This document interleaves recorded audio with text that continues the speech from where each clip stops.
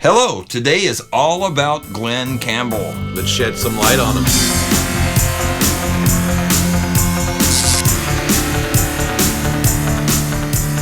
Hello and welcome once again to the Darkened Room of Music Conversation. As we said, it's all about Glen Campbell. It's Darren's all-time favorite artist. That's right. And as a special treat, we've decided to bring in a guest. Do you want to tell us about that, Darren? I'm going to tell you all about our special guest. He's actually a really good friend of mine, and I think I know a lot about Glen Campbell. Mm-hmm. This guy knows everything about Glen Campbell. I mean, for real, I'm a novice. The argument would be who's second, because I have never known anybody who is the foremost expert of all things Glen. It's this guy right here. His name is Tim Pleshaw, and he is from Nashville originally, a Nashville native. I'm going to give you a little background story about Tim here. He was also the lead singer for many years of a kick-ass band called Rockin' Horse. I remember them, yeah. Great band. She rode a Harley. Remember that? Yeah. Loved it. He also worked for many years in the rock and roll world, on tour with many bands. Personally knew the guys from Def Leppard, Kiss, Axl Rose, John Butcher, Judas Priest. I mean, the list goes on. And I'm going to tell you, I'm big on picture proof. Yep. This guy has picture proof like you would not believe. I've seen it too. Yeah. I mean, the dude, if he tells you that something happened, you can bank on it. It happened. Mm-hmm. Also, I think this is a very cool point too about Tim. His stepfather was the sheriff of Davidson County for many, many years. So that's how he got away with all this stuff. It had to be a connection there, but we won't bust his balls too much about that. Yeah. And also, I think this is one of the coolest things ever. He has got several movies to his credit, and also a little TV show you may have heard of called Seinfeld. That's right. Yeah, so we're gonna talk about that for just a second. But first of all, let's welcome him to the show. Welcome to the Darkened Room. How are you? It's wonderful to be here, mon frere.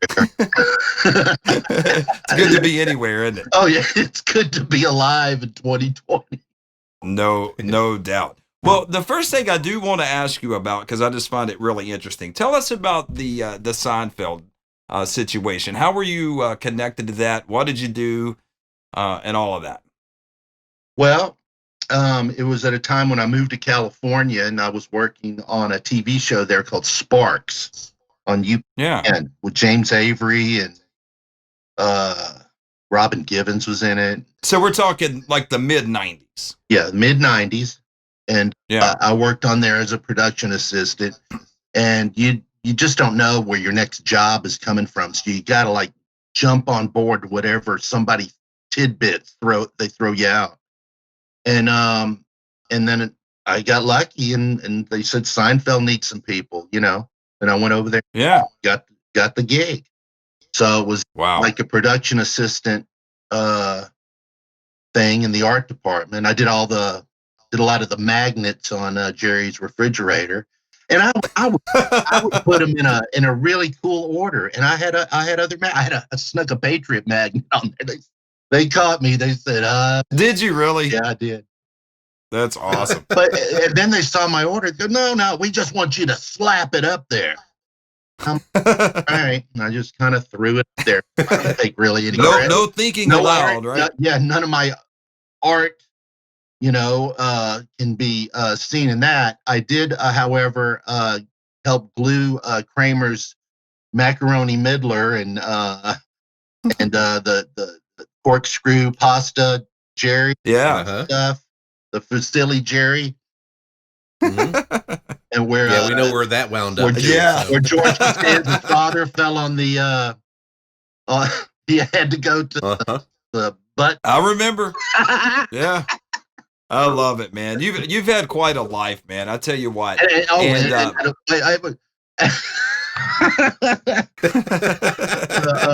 The food in there was real too. A lot of the food was real, Yeah. Turn up in the cabinets. That's where half the crew would put their lunch. So. Yeah. Wow. And what about Jerry? A good guy? Oh yeah, they're all wonderful. I didn't really hang with them or anything like that because it was a job. We tried to be professional about it, but I know that you head up several Glen groups on Facebook. I know you were the original Glen Campbell MySpace fan club page, correct? Oh yeah, and that was and Glenn was personally involved in that at the time, right? When that started, he was, and I would give, if I saw him, I would give him messages from people like Mickey Dolan, and that would send messages through me, and then I'd give them to Glenn later when I saw him. Yeah. Well, and how did there was no Glenn MySpace page, so I got that started. There were other Glenn stuff on the internet, but I noticed it, and that's fine with me, and I was part of those. Talked to everybody too, but then I thought there's nothing on MySpace, and so I started that gig, and I'd bring in piles of papers and stuff from people, wanting to, because he's not there to do MySpace. Right. And then Facebook came along, and I just took it over there. So going back to, and also I do want to mention a couple of the Facebook groups, if you want to bring them up. I know you get that Glen Campbell should be in the Rock and Roll Hall of Fame, which is my favorite one. Love that. Absolutely love it. And what else do you do on Facebook that's Glen related? Well, I had a classic Glen Campbell page, and somehow it got shut down. And I had 12,000 people on it. And I don't know what happened. I have no clue to what happened to this day. So I said, I'll start another one. And I had to start from scratch. Yeah. And so I called it Glen Campbell Classic Resurrection, the Second Coming. Right. So just put stuff in there like we're all still living in the 20th century and everybody's alive and well, and there's no... I wish we were. I do too. Yeah. This century been trying. We all should get a medal for living in it. No doubt. Mm-hmm. And other than the few people that I've met, I don't know them nearly as well as you that were actually related to Glenn. You, more than anybody that I know, actually had a friendship, a relationship with Glenn. How? When did you meet Glenn? And how did it come to be that you got to know him really well? And you've showed me some of the stuff that he's given you through the years, which was just amazing, man. I mean, I don't want to say that I was jealous and envious of it all and things like that, but I was jealous and envious, especially that guitar. But how did you meet Glenn, and what year are we talking? And bring us up to speed. With Glenn, when I was a kid, he was, I listened to AM radio, and when one of the first 8 tracks I had was the Bobby Gentry Glen Campbell 8-track, and I just fell in love with that 8-track and played it all the time. And I loved him, and I remember on my 7th birthday I got the Wichita Lineman album, which came out 2 days before my 7th birthday. And so that was my first record album. And I used to try to comb my hair like him, and A Good Time Hour religiously. And then I found out that Johnny Cash was doing, he had his own syndicated show that he did live from the Ryman in the late 60s, early 70s.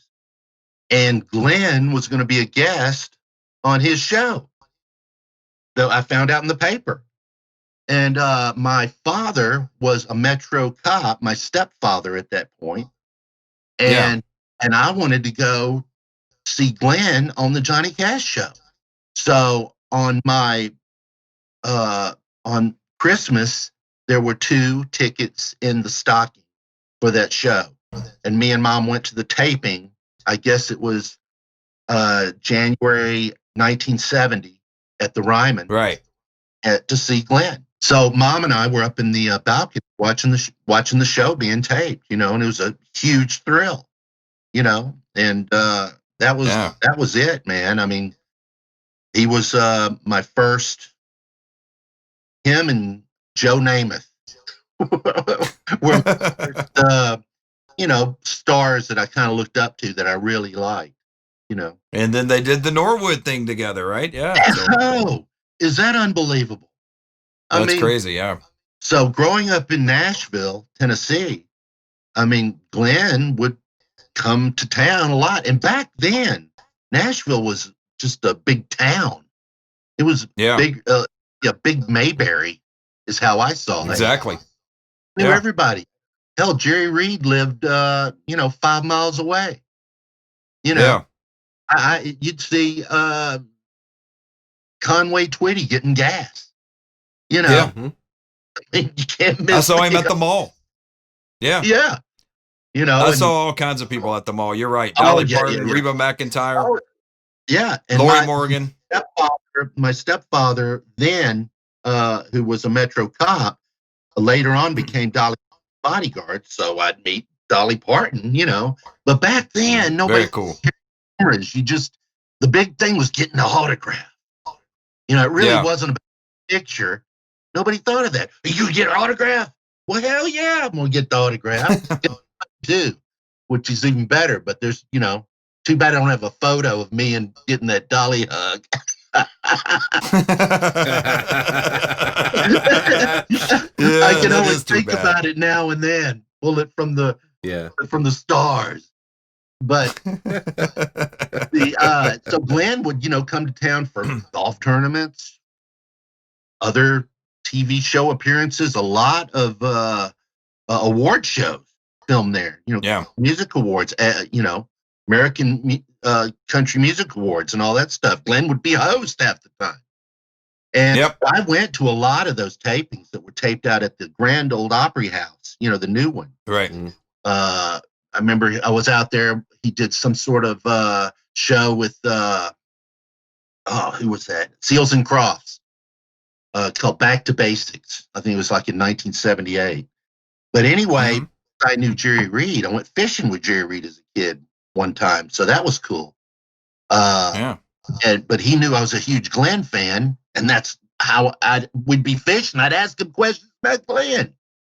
I would have done the same thing. I couldn't help it, and I'm there with Jerry Reed. I should have asked him more personal stuff. But Jerry had a special out in Hermitage Landing around 1982, I'm thinking. Yeah. And I got invited about that time. My mom had divorced my Metro Police Department stepdad and married the high sheriff. Ended up in the law enforcement world. Yeah. Which is good because that's when I started getting pretty wild. So you needed that cover a little bit, didn't you? Yeah, exactly. And so I got invited to the Jerry Reed thing, and that's how I met Glenn at that deal. And because I don't look like his typical fan, Right. I had blonde hair then, and Aquanet. Yeah. And, and that's how it happened. So anytime he went on the road that was nearby and I was able to go, I'd go. And especially in the 90s, once he got a theater in Branson, I went there all the time. And I'd be on the front row in between all these blue hairs, and I'd be sitting there in the front row going, the songs, So they'd say, and I knew you in the 90s.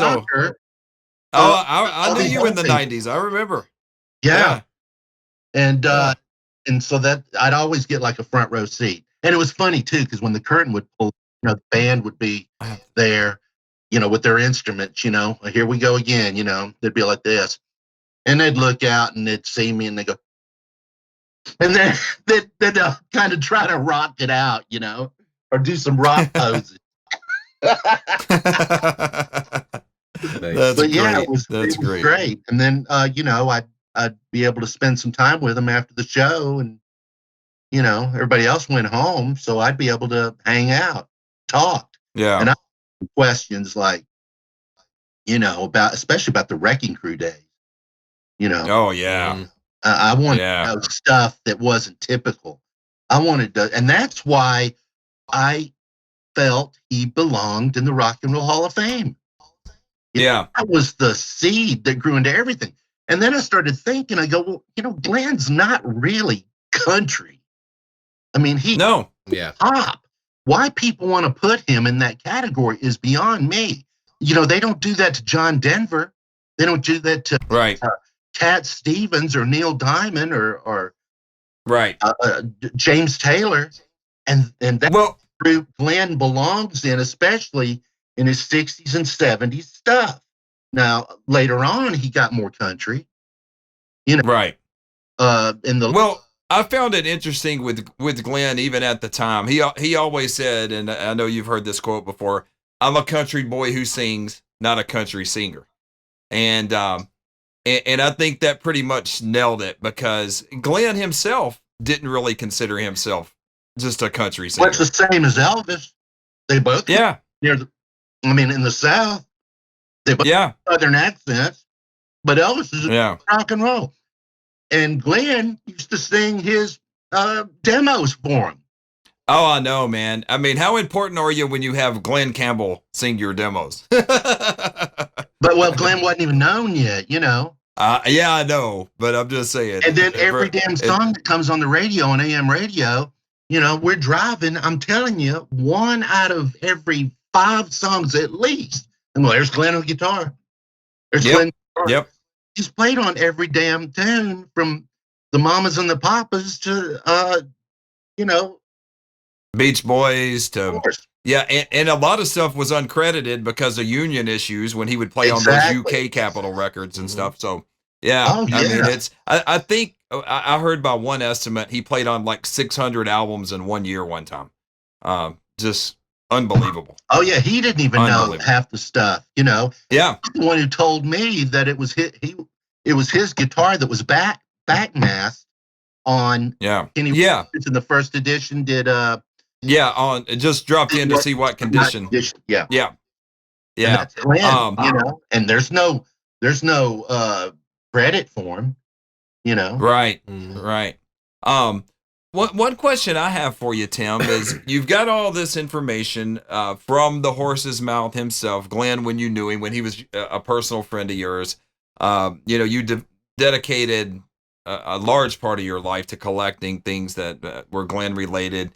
A lot of time invested going to the shows and everything. Will you someday write a book about Glen Campbell, or is that in the works? Or I know you know some nuggets that other people don't know.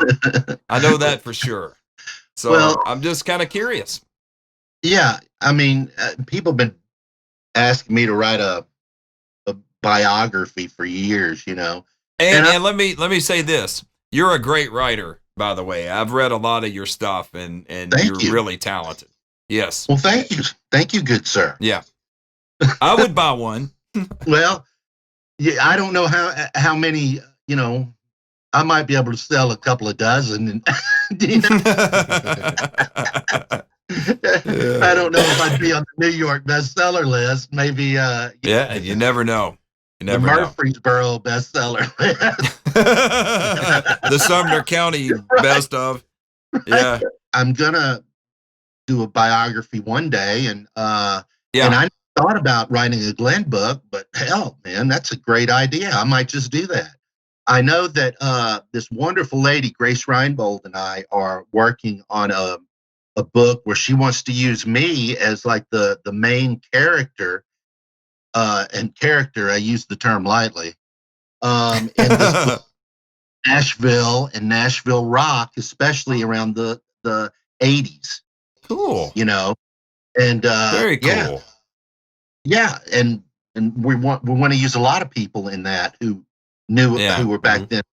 She just wants to focus in on me, I think. I don't really know exactly where she's going, but I've been sending her a lot of material and stuff, and we're putting this together. Hopefully we can get something by the end of the 2021, But that would be the first book, before I would go on and talk about me in a biography, because when I do that, I want to get more personal about things that don't have anything to do with music. All right, so your mom calls you Tim, but the whole world honestly knows you by Diamond. I've known you since the 90s. And I can say this for sure. The first time I saw Diamond, you were wearing a Drew Bledsoe jersey. So I know that you're a true Patriot fan long before the Brady era. The first time I ever saw you, and I'm sure you still have that jersey somewhere. But you did. You had because it's autographed. I've got Terry Brown wrote on it. Alice Cooper. I remember. On each one. Yeah.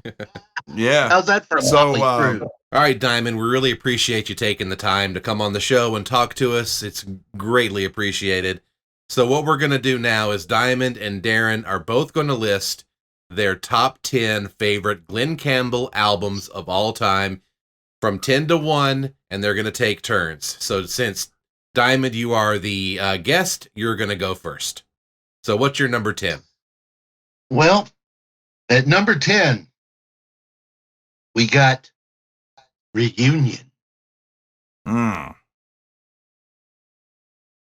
Look, still sealed, never opened. Yeah. Yeah. Reunion, the songs of Jimmy Webb. Fantastic. Capitol never really promoted this record at all, which is a sin. And that happens to be one of the Track songs. 10. Track 10, it's a sin. It's a sin. But this album is incredible. And stellar. Now, it is one of the albums, and I found out about this, that I've got a couple of albums that I wanted to put on, but it's like one side is completely blows away the other side. And a prime example. I think that side 2 completely blows away side 1. Yeah. Even though I tend to agree. Side 2 is that good. I mean, Ocean in His Eyes, The Moon's a Harsh Mistress, I Keep It Hid, Nation, It's a Sin. I mean, bam, bam, bam, bam, bam, bam. You know, I agree. And I like it's on side 1. I really like Wishing Now too. I think that's a really cool song. Yeah. Oh yeah. And like I said, they're so good. Side 2 is so good that it's. I mean, side 1's good. It's just that side 2 is so much. Well, we're going to talk more about that later. Are we now? Okay. We're going to talk more about that one later. So going on to Darren's number 10 now. All right. I know this is going to probably catch some people off guard having this low, but let me say first off that this album changed my life. Okay. So I'm going by the albums that I think are the best. This one is probably the most important because it introduced me to Mr. Glen Campbell, Rhinestone Cowboy.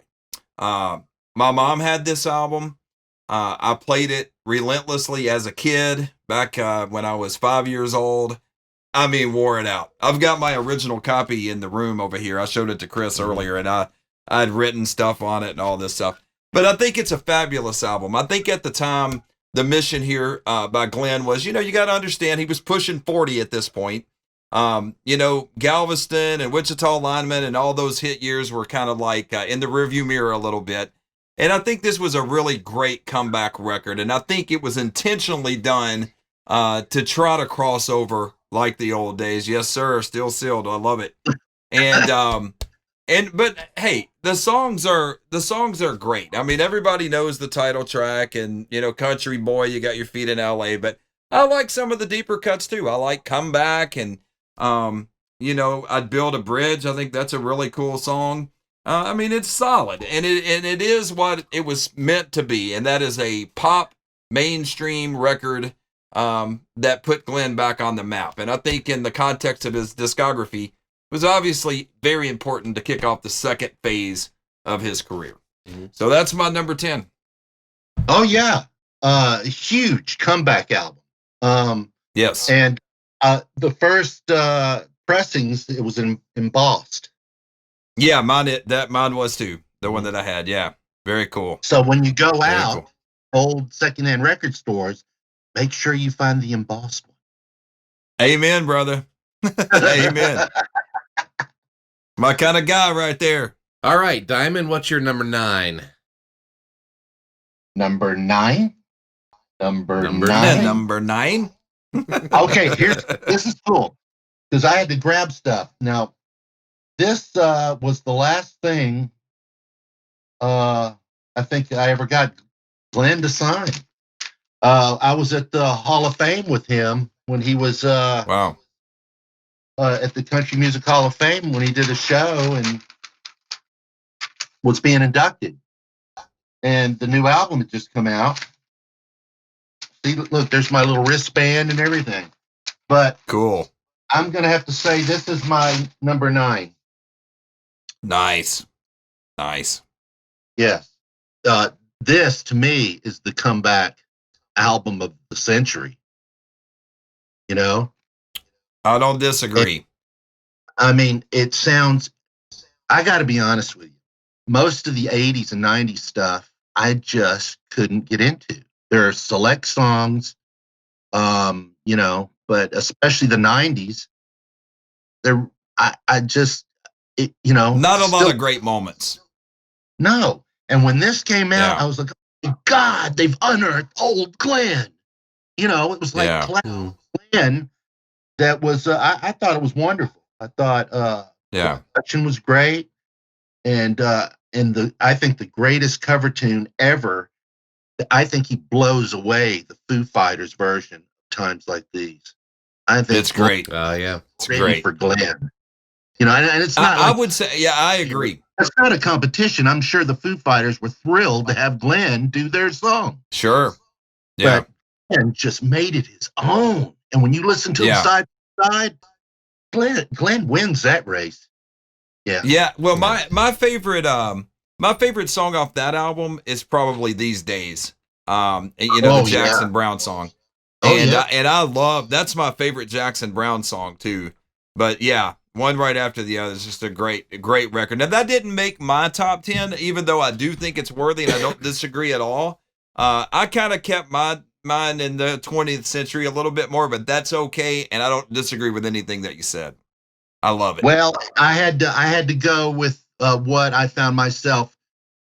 The ones that had the most tracks that really moved me and grabbed me. Yeah. And that's what this list is all about. Exactly. Yeah. That's number 9.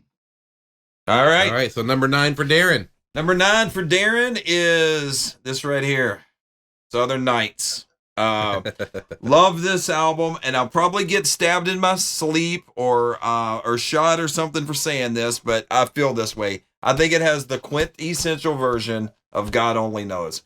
I think it's brilliant. And Glen mentioned Glen played on the original God Only Knows. Original. So that probably stuck for what, 10 years? Exactly. When he first go with them and said, I can do that.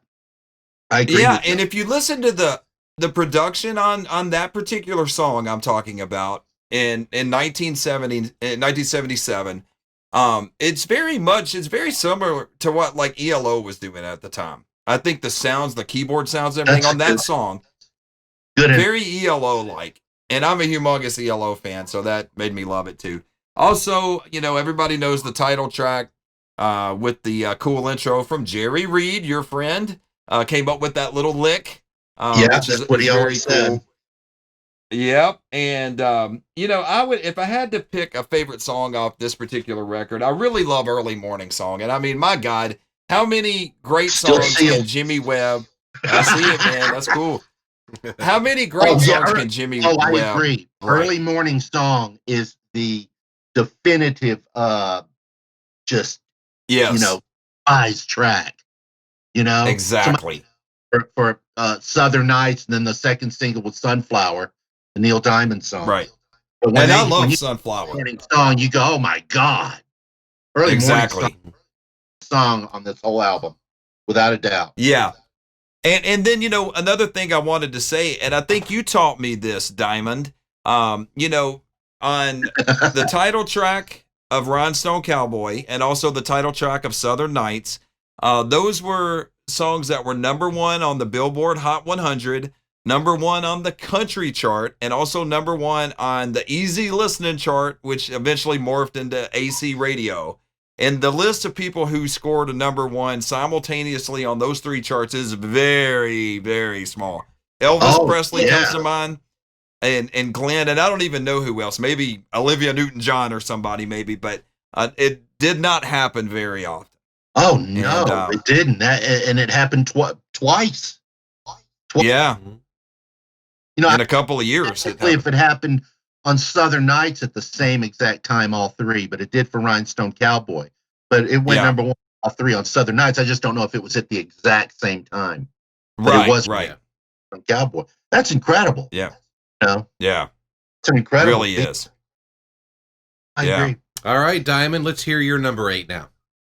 I got the picture disc. #8, since because it's so close to my #9. And but I thought it was actually just a little bit better. And my #8. Very cool. Nice. Is Ghost on the Canvas. And I didn't even know that had a picture disc. Well, my buddy Mike Roy, who is kind of like my second lieutenant at Glen Campbell, should be in the Rock and Roll Hall of Fame Facebook group. Yeah. But yeah, that's very beautiful. Cool, man. That is very beautiful. What side? I'm jealous. Mike Roy mailed it to me. He has a record up in Canada, you know, and he that's so cool. Kind enough to mail this to me. I thought it was what a great gift. You know, I can't beat that. Thanks, Mike. Again. Shout out. Yeah. And there's one song on there I just want to, I just off the top of my head, off that album, is called Strong. Yes. Man, that song right there. I mean, if it probably don't rank incredible. 3 favorite Glenn songs of all time. Wow. Gives me chill bumps. You know? Yeah. The words are gorgeous, and nobody can put them the way Glenn puts them. So I agree. Strong is amazing. Just for that song alone. The other songs are great too. You know, and you got Rick Nielsen on it from Cheap Trick. Yeah, I know. Yep. You know, so. All right, Darren, ready for your #8? #8. I say that this is Glenn's most underrated album of the 70s. As you'll find out as we go, you know, my taste in Glenn probably gets the older stuff I tend to gravitate towards more. But this album I think is so underrated. If I had gun to my head, it's probably way up there as far as one of my favorite albums from the 70s, period. Bloodline. I think it's a very underrated record. I think the title track, get this, Diamond, see what you think about this. I think it's the Bohemian Rhapsody of country music, and it's really not country, but the song is just brilliant. All the little different movements in it, the musicianship is just which song amazing. Are you talking about? The whole album? The title track. Oh, the title track for Bloodline. It's amazing. I love that song. Yeah. Yeah. There's a video on YouTube of Glenn doing that with Carl Jackson on the Johnny Carson. Yeah, just him and Carl, right? Yeah. Yeah. When Carl was really young. He looked like a kid almost. Wearing a sexy pantsuit. Yeah. But I think it's really good, and there's other. We love you. Absolutely. Carl's the man. I love Carl Jackson. Oh, yeah. But there's a lot of great songs on this record. I think it's personally got one of Glenn's best vocals of all time, and that's the medley that he did of the Don't Pull Your Love and If You Won't Tell Me Goodbye, or Then You Can Tell Me Goodbye, I should say. I just love the vocal on that. So I think it's absolutely gorgeous. And that was a big hit. That was a 45 single. Sure was. Huge hit. Sure was. Yeah. Yeah. And Christian No is in my top 10 album or top 10 web songs of all time. Yes. I absolutely love that song. Yeah, one of Jimmy's best, written about his son Christian, which I didn't know at the exactly. time. It up. You know. Yeah. I said, what cool name? If I ever have a son, I'm gonna name him that. And when I met Jimmy in 1993 for the first time, I brought that album with me and told him to write an autograph to my future son named Christian. which never happened. Not as far as I. As far as you know, yeah, we're still waiting on the results of those tests. Right. Maybe someday. Yeah, the kid's 50 years old now. Don't know who his daddy is. You were thought of in 1993. I was born in 1987, Dad. Right. All right, Diamond, we're ready for your number 7 now. What you got? Number 7. We're getting back to the classics. Number 7 is Yes, sir. Gentle on My Mind album, 1967. Oh, yeah. Still sealed, of course. Yes, sir. Every song on here. I mean, you put Gentle on My Mind, then it goes into Catch the Wind, It's Over, Bowling Green, Just Another Man, which is one of my bio songs. Yeah. Beautiful. See. You're My World, World I Used to Know, Without Her, Mary in the Morning. Yeah, there's just a whole bunch of stuff on here. It's great, man. It's great. great. When I have this on, I really don't feel the need. I have to skip over it or anything. And that's what my thing was about picking my top 10 albums. Yes. So yeah, I agree. The album from 1967. Pretty much, this is Glen's. This is what introduced him to the world, basically.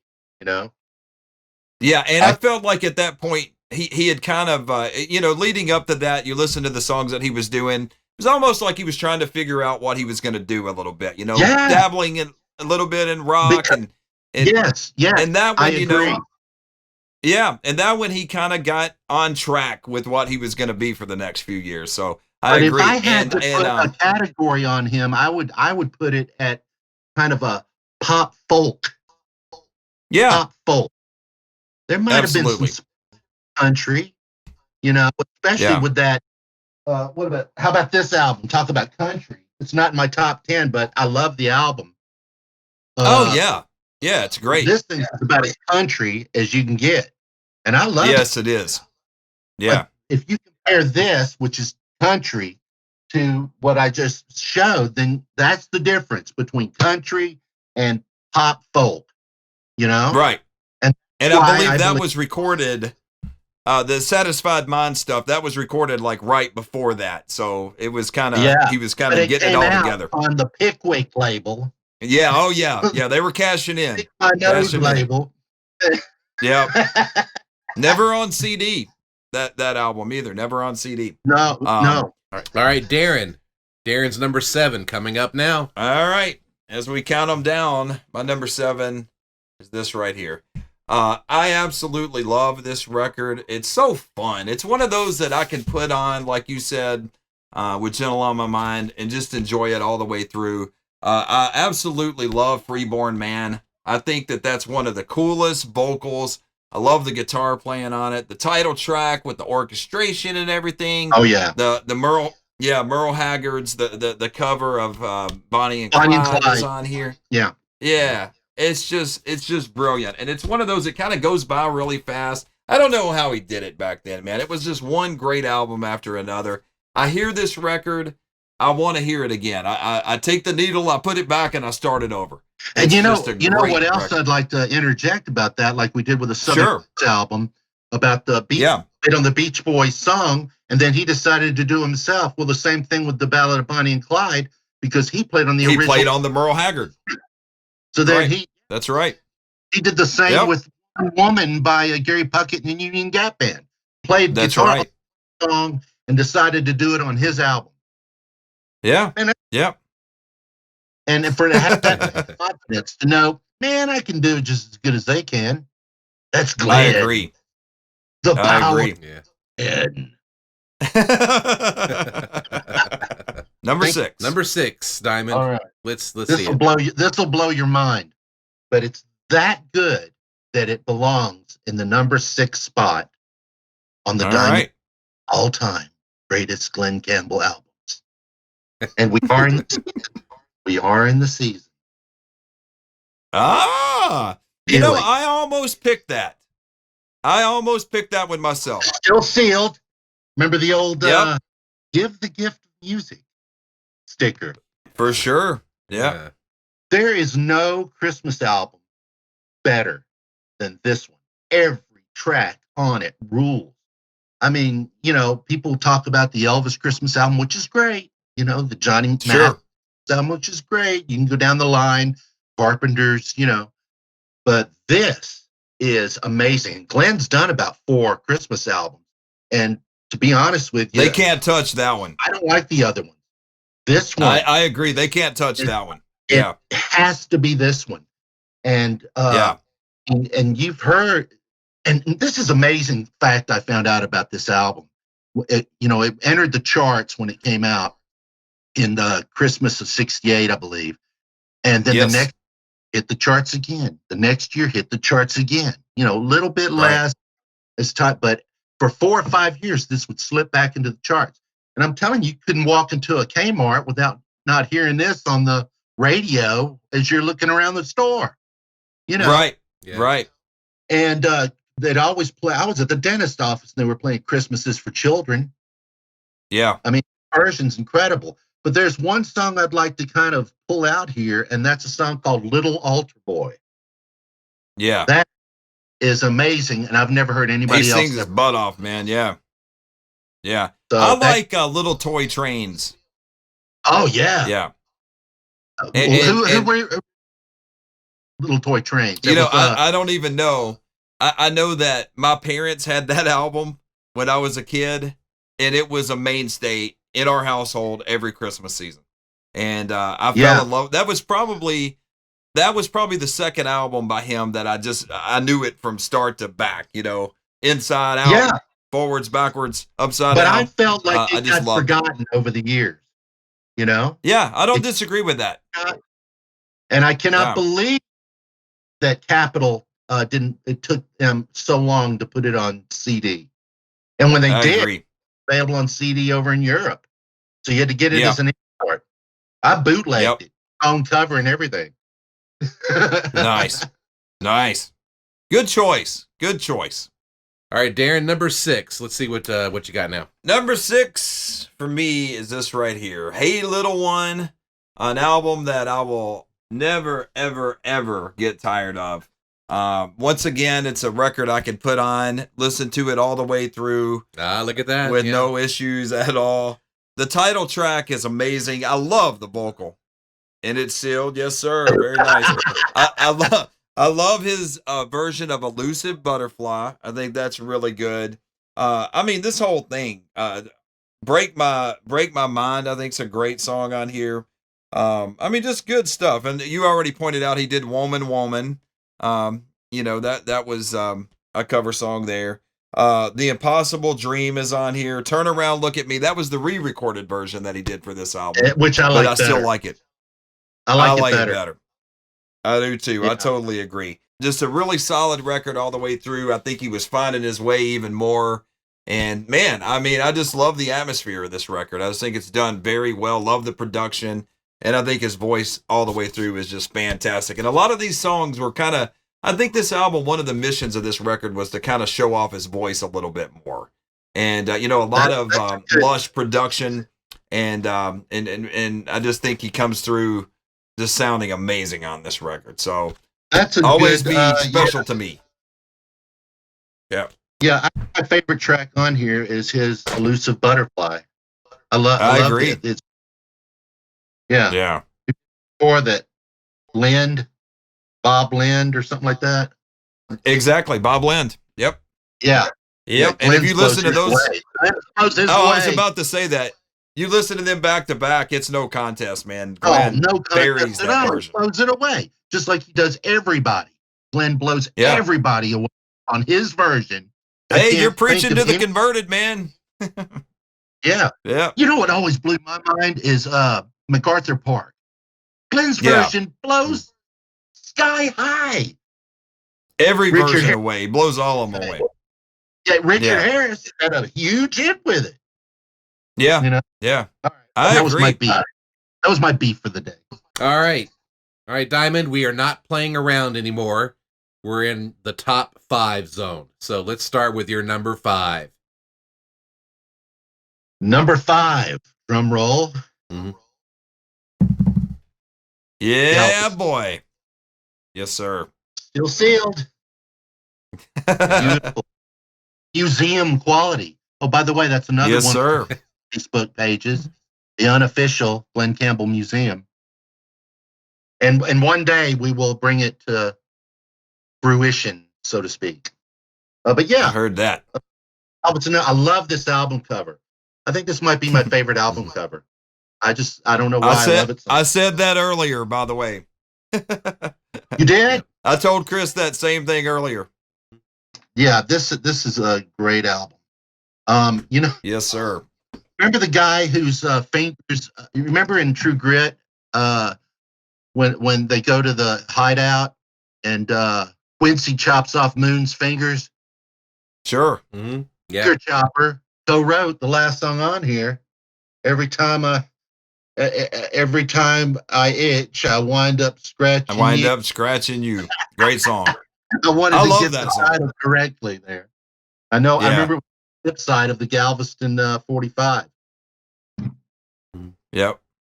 Yeah, my favorite video too. I think I like Glenn's Army, the original video that they put out. Wonderful video. Yes. All right, time to move on to Darren's number 5. Roll with it. Number 5 for me, right here. By the time I get to Phoenix, you mentioned the Galveston cover, probably my favorite cover as well. This is a close second. I mean, it looks lonely. It looks desolate. It looks like it sounds. I agree with you on. Yeah, that's probably my second favorite cover too. That's I just love it.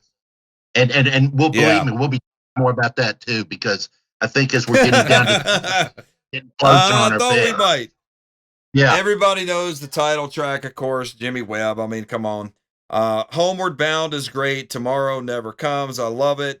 A Cold December in Your Heart. Probably, and one of my goals of having a show like this is for people to check out stuff that they may have never heard before. Cold December is such a great song. I absolutely love that one of this record. Of course, there's another version of Hey Little Ones. Perfect to play now in December. Yeah, exactly. Yeah. You're young and you'll forget. There's a song on here I used to play to girls back in the 80s at my apartment. Called You're Young and You'll Forget. Exactly. Yeah. At least you hope they would forget, right? Song, it's so cocky. Yeah. Trying to let them down easy, right? Just try to let them down really easy. Is. That's what you're. It's almost reminiscent of "Stay With Me" by the Faces. Yeah, that's a great analogy. Yeah. Well, one of the things, Diamond, that I said in a previous episode when we picked our favorite artists of all time, the reason I rank Glen as my all-time favorite artist is, and there's plenty of other groups that I love, and I love songs, various songs, various styles. Glen is the only artist that I absolutely love at least more than 200 songs by him. I mean, I can tell you 200 Glen songs that I just absolutely love. And there's no other artist that comes close to that for me. So we should talk about that CD box set that you and I put together. How difficult it was to pick out the songs to go on that. It turned into what, five CDs? 5 CDs, and I think it ended up being 137 songs. Yeah, you know what I want to do? I want to work on make some covers for each one of them, and then I'll mail you. That'd be great. And then awesome. Yeah. Yeah, that was a project that me and you did together that went on for a year or two, and that was fun, man. Well, we've used some prime examples are on some of the videos that I've posted. Yeah, check those out. Check out the remastered version of Galveston, for instance. Yeah, that's a good one to check out. But they gotta find either the Diamond Mine or Phoenix Rising. Phoenix Rising. Yeah. It's one of those. It's one of those YouTube channels. Yeah, we'll put a link in. Absolutely, yes. Yeah, we'll link those with the video. All right, Diamond, number 4. Go. Number 4.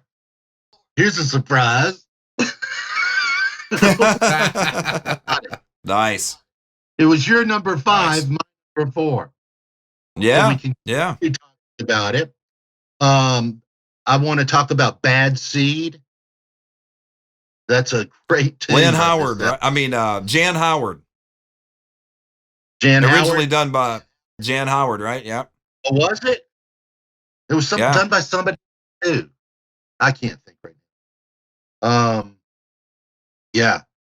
We've already talked about this, but I mean, yeah, every song on it I love. You know, fantastic. I don't even pull up the needle. I just let it play. Yeah, absolutely. All right, we're ready for Darren's number 4, so go. Well, this is one I know that's going to be in your remaining list, but we may as well get it over with right now. The best duet record of all time, in my opinion. The Bobby Gentry, Glen Campbell album. And I'll say this, what I love about this record is they're both so different individually. What Bobby Gentry does, what Glen Campbell does. When they mesh together and collaborate on something like this, it's something completely different and so special. It's just a chemistry thing. And this record is like a warm blanket for me. You know, there's something comforting about hearing music that you grew up with. And I remember you said this was your first 8-track, I believe you said earlier. And I just love this album. I love everything about it, everything on it. Of course, there's highlights. Morning Glory, that's probably my favorite song. One of my favorite songs ever. My favorite on the album. Absolutely. Yeah. Yeah, I love the outro acoustic solo. It's just great. Less of Me's fantastic. You know, and they do a version of Gentle on My Mind, which is cool, you know, but there's so much stuff on here. Let It Be Me, of course, was a hit. It charted. I love that. But you got to hear this to believe it. I mean, it's so good. And you can bury me with this record and I'll be happy. That's real. I agree I love it with that everything much. you're saying.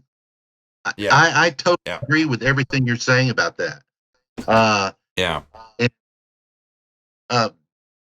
thought that their Gentle on My Mind, I like it better. Is that I don't right? know. That's the one I heard first. You see, that's why my brain got used to that one. Then I heard Glenn's after. Sure. You see, and I don't know. I like theirs better. I'll say this: it's just as good. It's just and as they add a chorus for Bobby that's not in Glenn. Yeah, very cool. On the windowsill, cross-legged, or something like that. Yeah. All right, Diamond. Now I guess we're ready for your number 3. Number three. I told you it's going to be getting close down the nitty-gritty. So it's your number 4, my number 3. Yeah. This is my 3 favorite all-time Glenn album with Bobby. Bobby's voice is, I've never heard another female vocalist sound like her. It's so smoky. I agree. She's whispering. The sexiest voice I've ever heard in a female voice. You know? Yeah. It's just, it's beautiful. And, I think they had a single off of this that there's a few songs on here that weren't even on the album that are out there. Yeah. What was? Yeah. All I Have to Do Is Dream. Yeah. A great version. Yeah. And Walk Right Back was the flip side, I think, of that in another country. Yeah. And those were left over from those sessions though, right? Is that right? And if that's the case, there's got to be more stuff in the vault. Well, you know the answer to that. Yeah, you know the answer to that. You told me once that Glenn told you that. So. Yeah, that's right. Well, I know things I can't discuss. Maybe I'll book. In the book. Exactly. Right. All right. So time for my number 3? Number 3. Yeah. Number 3 for Darren coming up. All right. We've already talked about it. And I can finally say this. Look, it's sealed. Oh, really? It's sealed. Yeah. How about that? Everything you said about it earlier, I totally agree with, including the album cover. I just love it. The title track is so good. It's just great. You mentioned some of the other stuff on here. I love it. There's nothing bad I can say about this album at all.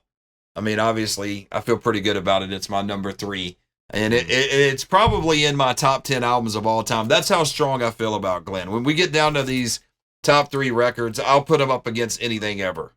But this record in particular just has a special place for me. And I will always love this record. And you talked more about it than I did.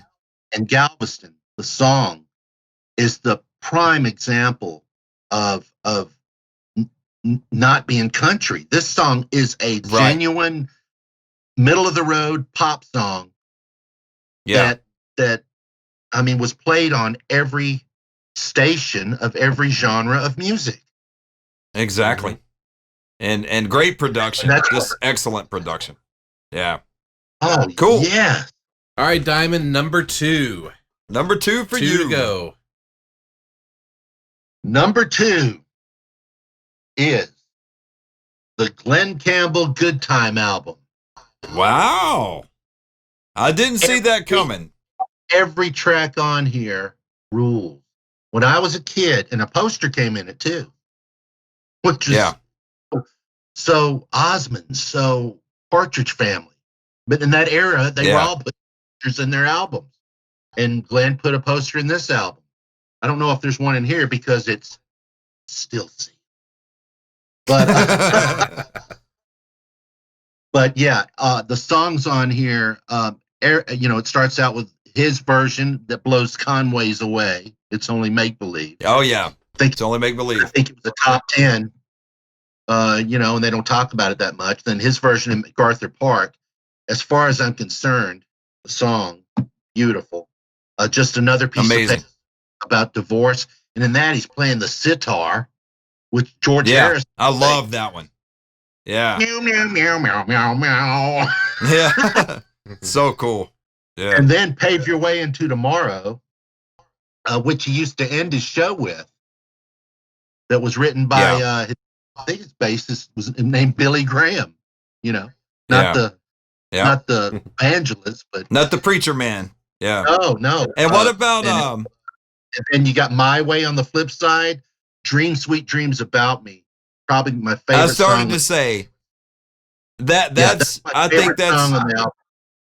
I was going to say that's one of the most underrated Glenn songs ever. Dream Sweet Dreams About Me. If you've never heard that song, look it up and check it out because it's amazing. And then Bridge Over Troubled Water. I think his is better than even Simon and Garfunkel.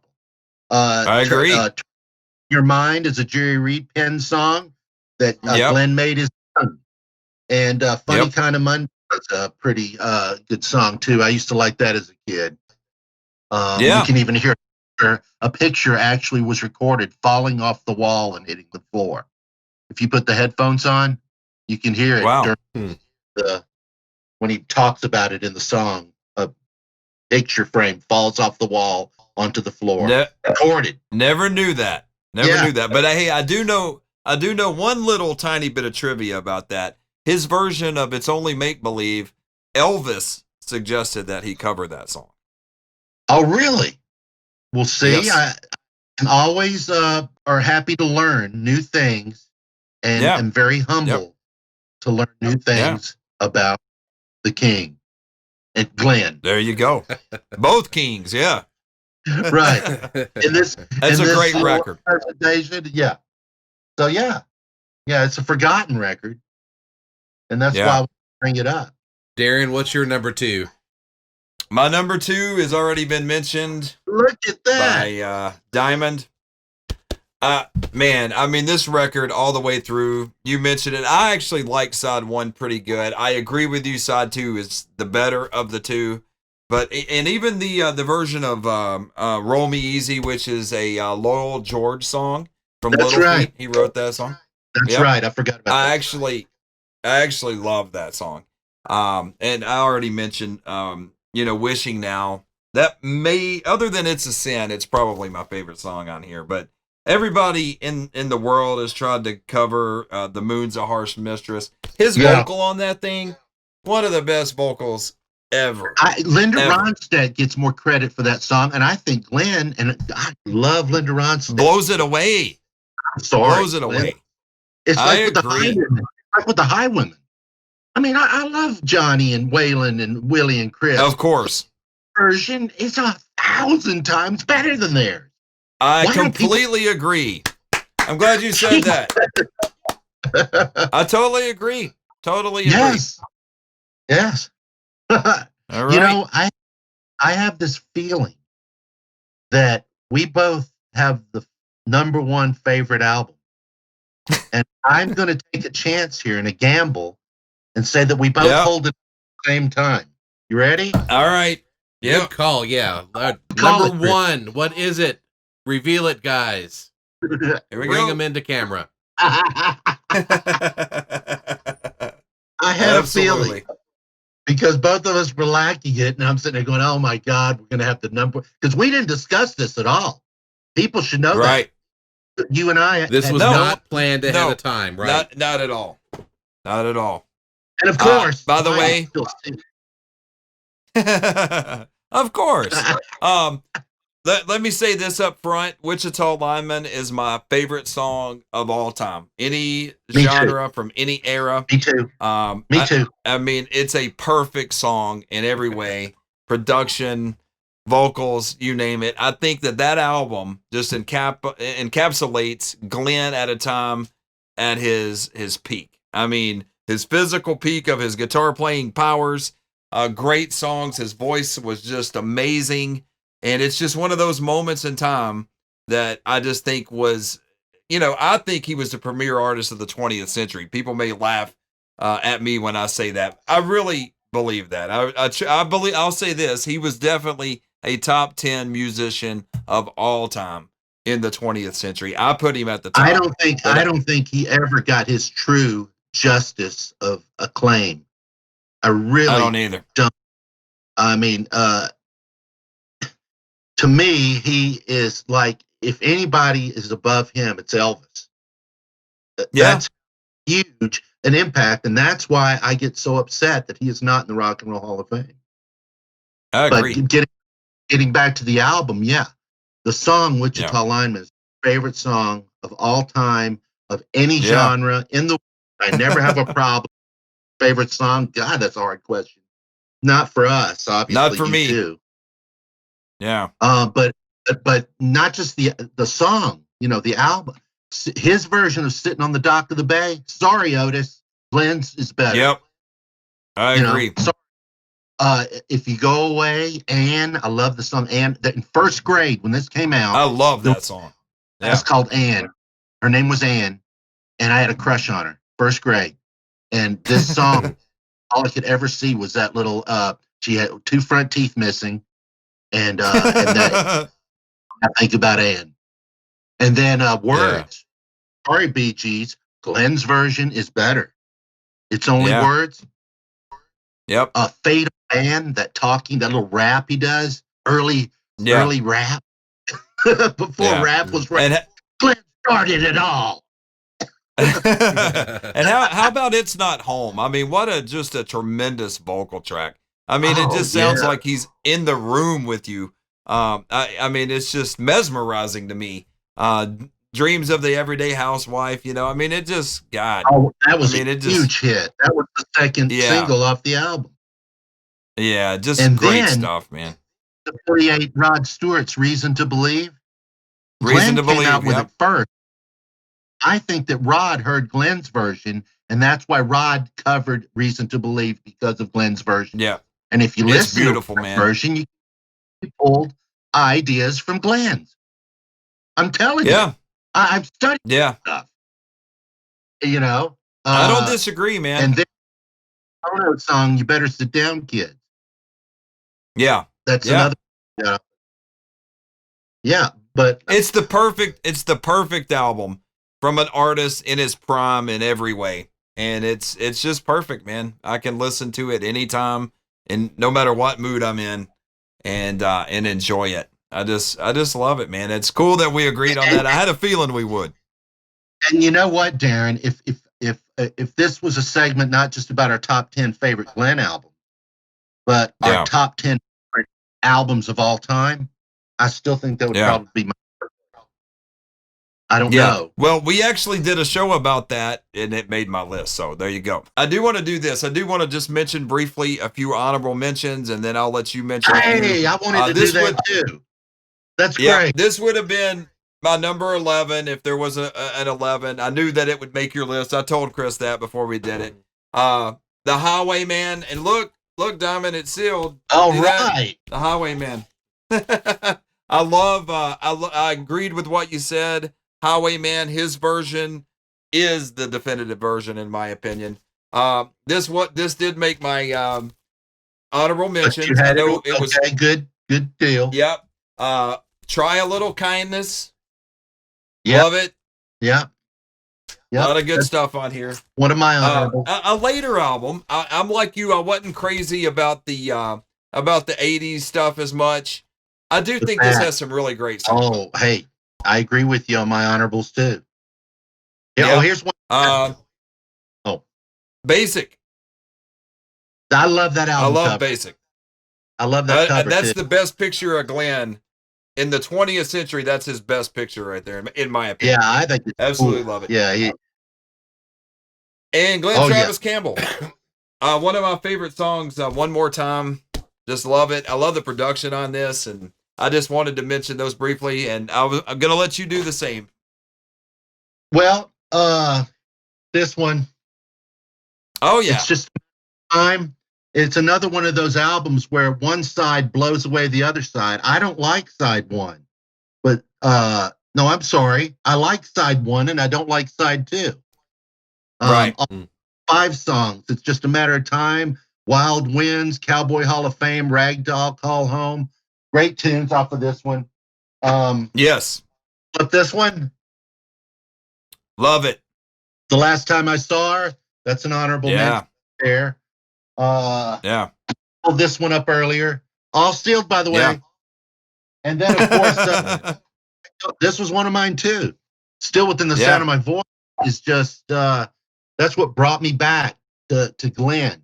You know, it took a beautiful song, beautifully written, everything. Yeah. And his version of I Remember You is really neat. That's an old song. It's great. Yeah, great. To show this promo of the Good Time album that was sent to record stores in 1970. They would take this and, pull it back. Yeah. And set it on the counter to promote this so people would buy his record. Also, for our favorite album in the world, the same exact thing. In 1968, this was sent to record stores across states, and they would take this and put it out. And it would say, won't you please buy the Wichita Lineman by the Glen Campbell? Nice. That's cool stuff, man. Cool. All right, so Diamond, thank you so much for joining us. This has been awesome. I've really enjoyed listening to you guys gush over Glen Campbell. I feel so rushed. I felt so rushed. Just could have I could have got a cocktail or something. Okay. Yeah, would you mind hanging around, though, and participating in our random topic? I'd love to. Thank you. All right. All right, we'll be right back. Thanks for watching this episode of In a Darkened Room. You can find the link to this episode's companion Spotify playlist in the description. Darren and Chris welcome your comments. You can leave your thoughts and opinions in the comments section below. Follow In a Darkened Room on Twitter to receive updates and submit your ideas for what we should discuss in upcoming episodes. Darren and Chris are also on Instagram, so give them a follow there as well. All of these links can be found in the description below. While you're there, be sure to click subscribe and ring the bell. All right, it's random topic time, and grab the record bowl there for us, Darren. All right, whatever I draw out of here, we're just going to talk about, discuss, name, whatever it may be. So here it comes. Favorite rainy day song or album? Okay. All right. Favorite. Of course, mine is by M83. Diamond, you probably have never heard of them, possibly. I'm just assuming. Yeah. But yeah, Saturdays Equals Youth. That's my favorite. So Well, Diamond, do you have a favorite rainy day album? Rainy day album that had rainy day in it that makes me think of, like Here Comes That Rainy Day Feeling Again by the Fortunes. It's the first thing that hit me. When you said that, I go, all I could hear is that xylophone. Ding, doo, doo, doo, doo. Yeah, I don't know that when I was a kid, my tastes were so eclectic that it could be either Glen Campbell or Kiss that I was playing on. So when you say that, I was thinking about Neil Sedaka's "Laughing in the Rain," and the That's perfect. one. That's a good one. Mm-hmm. Yeah, those are mine. Those two. Good choice. I immediately thought of like B.J. Thomas, of course. Raindrops Keep Falling on My Head. But if I had to narrow it down to the scope of an actual album, I'm going to go with Sponge, Rotting Pinata. Yes. When I'm the type, when it's raining, I kind of want to stay in that kind of vibe, that kind of mood. Mm-hmm. So that album is really dark, and it also has a song on it called Raining. It does. And which is really cool. So yeah, that would be my choice. All right, guys, thanks for joining us. We hope you enjoyed this, and we'll be back again with another episode very soon. So take care. Take care, everybody. Thank you, Diamond. Thank you. Well, bye.